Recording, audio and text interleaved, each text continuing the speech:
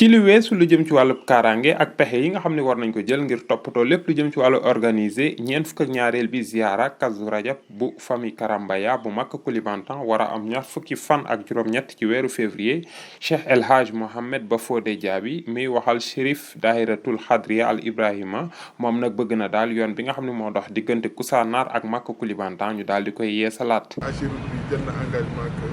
incha allah il fera dina def maximum bi pour que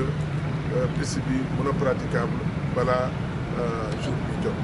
jël nañ engagement pour mettre d'abord ci disposition ay ambulance ay hôpitaux mobiles les services d'hygiène également. Sénélec aussi boo xam ne ñu ngi fi woon ñoom tam jël nañ seen engagement que courant bi dana doy te danañ surveiller coupures yi et plus ça danañ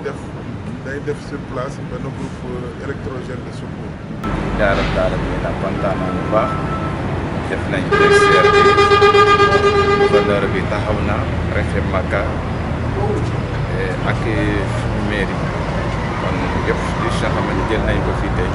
alhamdulilah rabbil alamin yëpp jaar na ci yoon. Amadou Salman Fall gouverneur adjoint bi ñu dénk lépp lu jëm ci wàllu koom nee na jël nañu ay dogal yu mat sëkk ngir lépp lu jëm ci wàllu organisation ziara bi bu makacolibantang ñu daal di ciy taxaw. lu ñu mënta di jàpp frontière yi nga xam ne moo faree ci réewum Mali bu tekkente ni tëj nañ ko itam teewul daal gis nañ ñi gën a bëri ci taalibe yi ñu ngi soqeekoo ci fii ci Afrique sowu jant rawatina ci ñaari Guinée yi ci Gambie ak ci Mauritanie.